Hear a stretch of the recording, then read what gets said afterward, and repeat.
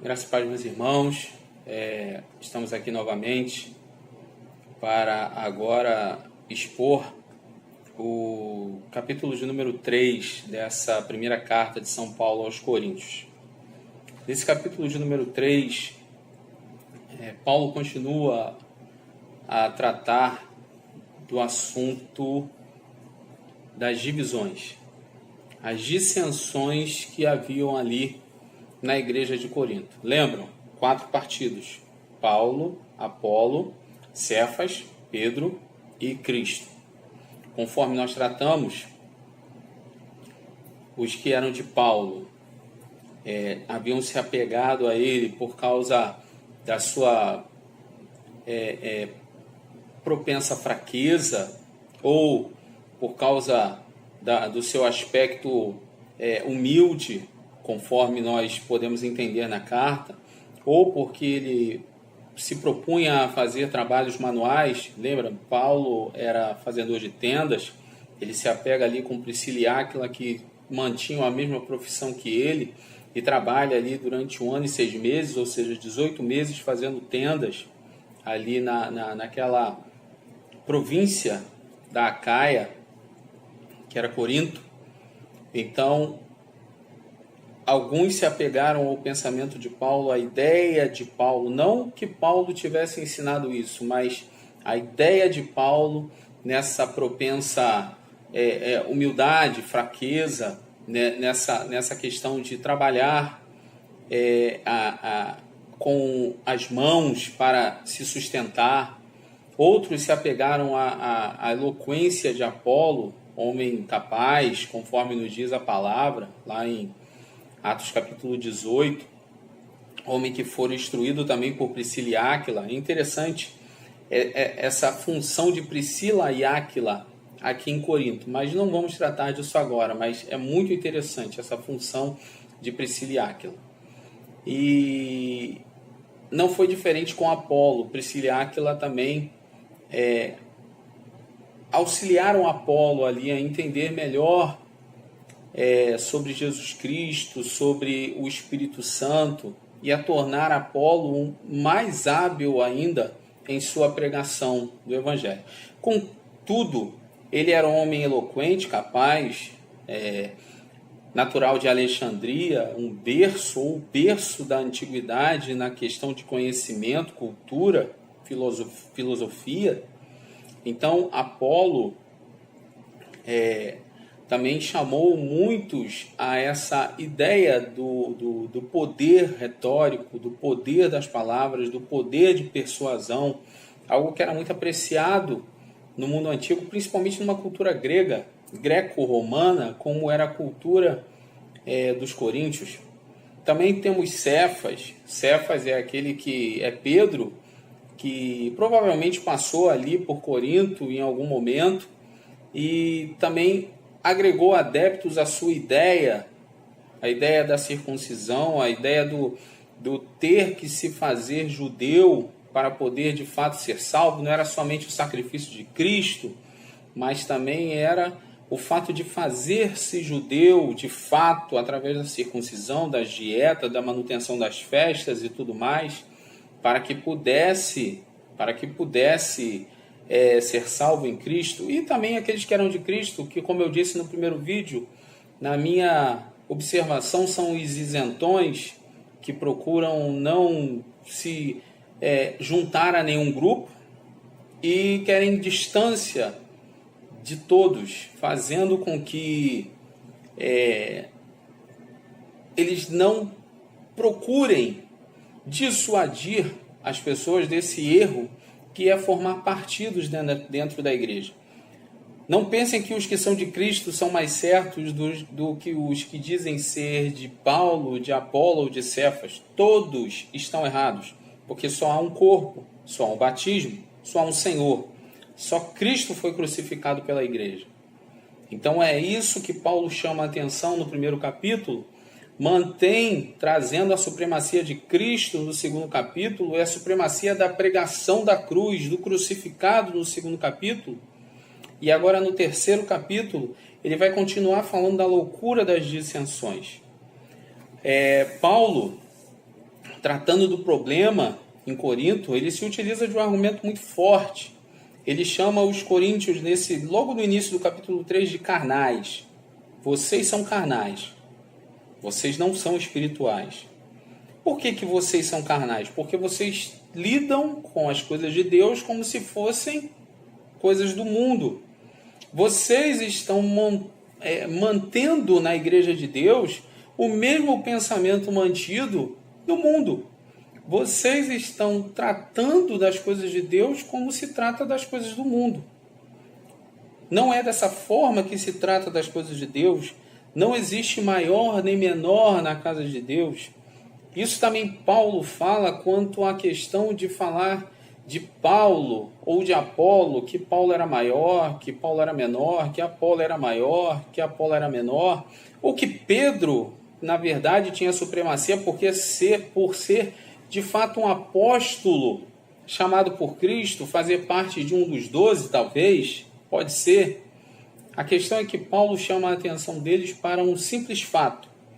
Tanto Apolo quanto Paulo, tanto Paulo quanto Apolo, pertencem a Deus. Paulo utiliza nesse primeiro momento de uma argumentação que a gente pode chamar de argumentação da terra, argumentação agropecuária, a argumentação do homem do campo. Ou seja, Paulo plantou, Apolo regou, mas quem deu o crescimento foi o Senhor. O que ele está querendo dizer aqui com esse argumento é que o homem do campo ele pode trabalhar com aquilo que é controlável. Ele empreende esforços para fazer tudo que ele pode fazer dentro daquilo que é controlável. Ou seja, ele ara a terra, ele aduba, ele rega, ele prepara, ele planta a semente no tempo certo, da maneira correta, ele tampa a semente e depois ele aguarda. Sabe por quê? Porque só quem pode fazer o que é incontrolável é Deus. Ou seja, se Deus não der as condições climáticas necessárias para que a semente brote e cresça, todo o esforço dentro do ambiente controlável feito pelo homem da terra não vai valer de absolutamente nada. O que Paulo está dizendo é exatamente isso. Se eu tivesse plantado com a maior eloquência que eu poderia plantar, Apolo tivesse regado com a maior eloquência que ele poderia regar, conquanto Deus não tivesse dado crescimento, não valeria de absolutamente nada, porque não aconteceria nada. Isso também vale para o contrário. Por quê? Não é a suficiência ou a insuficiência humana que determina o crescimento ou a estagnação de uma igreja, mas é a vontade de Deus. O ser humano, o servo de Deus, deve fazer o melhor, empreender o melhor para as coisas de Deus. Mas é Deus que faz com que a sua obra prospere, cresça, seja mantida. Continuando, Paulo agora passa do argumento da terra, do argumento da agricultura, para o argumento da construção civil, da obra, da edificação. Paulo ele diz o seguinte, que aquele que precisa ou quer manter uma construção, ele precisa de uma boa fundação. E ele fala isso chamando a atenção daqueles que continuaram o trabalho, tanto dele, quanto de Apolo, quanto de Pedro. Se de fato ele passou realmente ali por Corinto, o que parece ser algo muito provável, por ter ali um partido que se dizia de Pedro, se eles não tiverem lançado o fundamento correto, a boa fundação, a construção não vai à frente, ela cai. Por quê? Porque todo obreiro, todo pedreiro, toda pessoa que se dispõe a trabalhar com construção civil sabe que o mais importante de uma obra é a sua fundação, suas sapatas, seu alicerce, suas colunas. Tudo deriva da sua boa fundação. Se você fizer uma fundação muito rasa ou muito estreita, ou sem utilizar os materiais corretos, na medida certa, a pedra, a areia, o cimento, a casa vai cair. O que Paulo está chamando a atenção é o seguinte: olha, nós construímos o bom fundamento. E qual seria esse bom fundamento? É Cristo. É Cristo esse bom fundamento.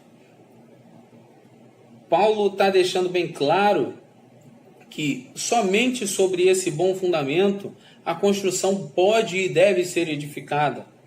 O que não foi edificado sobre esse bom fundamento vai cair, vai à ruína. Então ele chama a atenção daqueles que ensinam, a partir do verso 10, que eles têm a responsabilidade de instruir com base no fundamento lançado por ele, por Apolo, por Pedro, porque este é o fundamento dos apóstolos. E qual é o fundamento dos apóstolos? Ora, é Cristo. Cristo é o fundamento dos apóstolos. E ele diz mais, ele diz o seguinte: não adianta você construir um edifício de ouro, de pedras preciosas, de madeira, de palha, de feno, do que for. Não é a questão do aprofundamento intelectual que vai fazer a diferença no final, mas é de fato o fundamento no qual o intelectual foi levantado. Isso traz conforto e consolo para nós na igreja. Muitas vezes nós nos pegamos na igreja, é uma coisa maravilhosa, pessoas com muito pouca instrução, mas com uma unção tremenda. Por quê? Porque o seu ensino é baseado no fundamento dos apóstolos. Pessoas que não sabem muitas vezes ler, mas têm uma capacidade absurda para mostrar o caminho do Senhor. Pessoas que não frequentaram e nunca hão de frequentar um seminário teológico, mas que leem a Bíblia com devoção e amor, e assim são capacitados e habilitados por estarem ensinando no fundamento dos apóstolos. Paulo ainda deixa uma advertência nesse trecho do texto do 3º capítulo. Fala, tomem cuidado, porque vocês, o ensino de vocês, por não estar baseado no fundamento dos apóstolos, em Cristo, na fundação, no bom alicerce, está destruindo o templo de Deus. E o templo de Deus é sagrado. Sabe qual é o templo de Deus? Nós somos o templo de Deus, porque o Espírito de Deus habita em nós, habita na sua igreja. Aquele que ensina tem uma responsabilidade muito grande de ensinar da maneira correta, de ensinar de acordo com o fundamento de Cristo.